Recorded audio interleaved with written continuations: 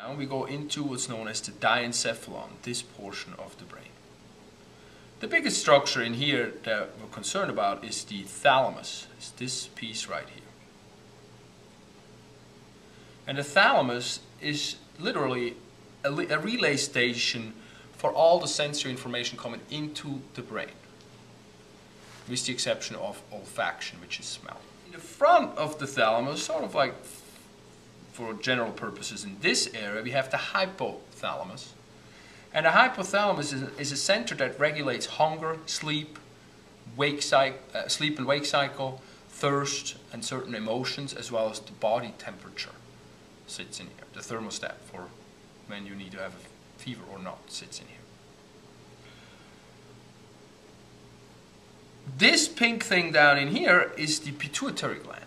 And the hypothalamus also has a strong connection with the pituitary gland through what is not on this model, an infundibulum, which is a little stalk. Another structure that we have here is the mammillary bodies, and they're right behind, posterior to the pituitary gland. Sort of the reflexes that are associated with eating and smell and memory. Posterior to the thalamus we have the epithalamus, and that is, the epithalamus is composed of the choroid plexus, as well as the pineal gland. The pineal gland secretes melatonin that puts us to sleep, and the choroid plexus is actually a collection of ependymal cells, which are derived from the epithelial cells. They filter the blood and make cerebrospinal fluid, where they take certain parts out of the blood and leave certain parts in the blood. Make cerebrospinal fluid that circulates around the brain and on the inside in different chambers that we'll talk about in a minute. And that arch is known as the Corpus Callosum, which is axons that connect the right and the left hemisphere. Then there's a space in here which will be known as the lateral ventricle. So it's sort of a horn-like space, which we'll show on a different model. And below that we have the fornix. And the fornix are axons that link or connect the limbic system with the rest of the brain. We have a model here that is actually like this. This piece here is the corpus callosum, which is analogous to here in the brain. So these are sort of dissected out bodies, cell bodies, out of the mass that I'm holding in my hand. So we can't really see them on a big brain, but we can dissect them out. Now we have a couple of structures that do become important here. Well, for once we see the fornix right down here. Then we have the mammillary bodies again down in here. Then we have this big structure right in here, and that's known as the hippocampus.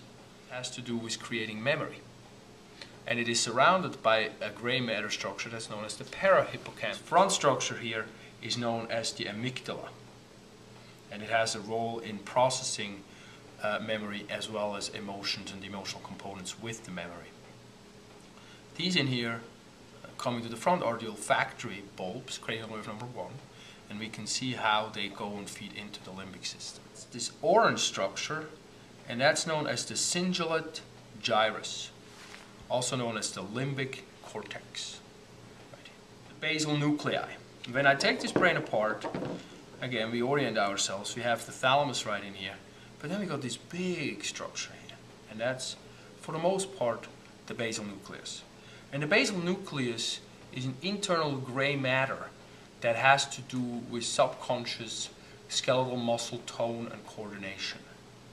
A lot of our learned motion patterns, such as rhythmic movements like walking, are located in here, and they're stuck in there. Lastly, I want to talk about the ventricles. And the ventricular system is best shown on this model. So if I take this brain here, and I see this space in here, and I take a mold of the space, I get this model out of it. So what I'm showing here on the side are lateral ventricles, and those are spaces that are filled with cerebrospinal fluid. These lateral ventricles come together, they kind of meet in the middle, and that is known as the third ventricle. And then there's the long stalk going inferior. That's known as the Cerebral Aqueduct. And then back in here, we have what's known as the fourth ventricle. Now the Cerebral Aqueduct and the fourth ventricle, we can fairly nicely see on this model.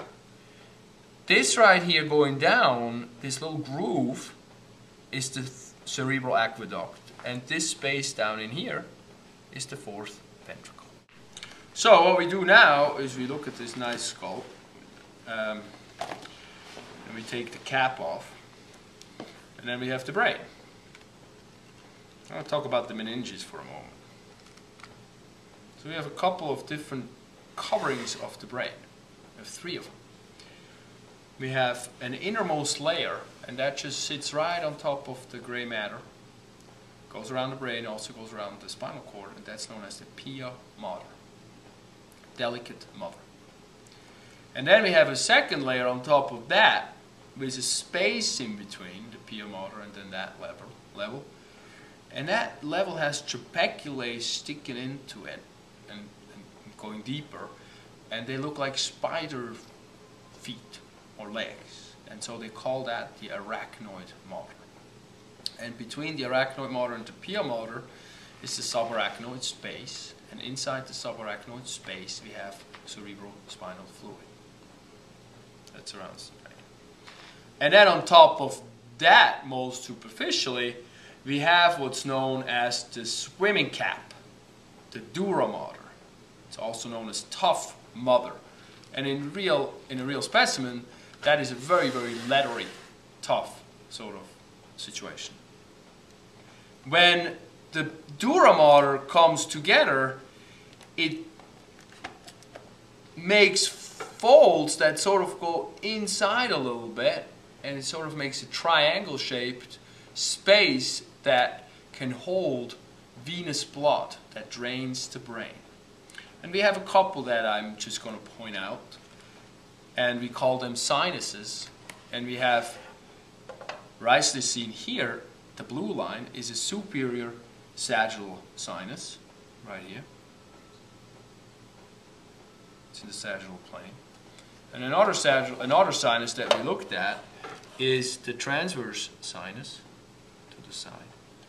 And then we have a confluence of sinus where sinuses come together. We also have a small occipital sinus coming from down in the arterial vasculature. So when we come off, when we start here, this here is the common carotid artery that comes off the brachiocephalic trunk, which comes off the aortic arch. Then that artery splits into two. One of them sort of stays more superficial, sort of outside of the skull. That's the external carotid artery. And then the other one goes deep inside, and that's the internal carotid artery. Another offshoot of the brachiocephalic trunk is the vertebral artery. We see how the vertebral arteries come up into the skull through the foramen magnum. And then they join together, and when they join together, they form what's known as the basilar artery. We have that. We split the basilar artery, and we have an offshoot going into the posterior lobes of the cerebrum, and that's known as the posterior cerebral artery. But then the next offshoot going to the front anteriorly is known as the posterior communicating artery, and that joins together with this bigger artery that comes up from inside through the carotid canal, and that's the internal carotid artery. So the posterior communicating artery joins the internal carotid artery, and at that point the internal carotid artery becomes the middle cerebral artery. And the other side of the posterior communicating artery, the one that I'm pointing now to, is known as the anterior cerebral artery, feeding the front part of the brain. And then that one is connected by an anterior communicating artery in the front. That makes up the circle of Willis, or the cerebral arterial circle.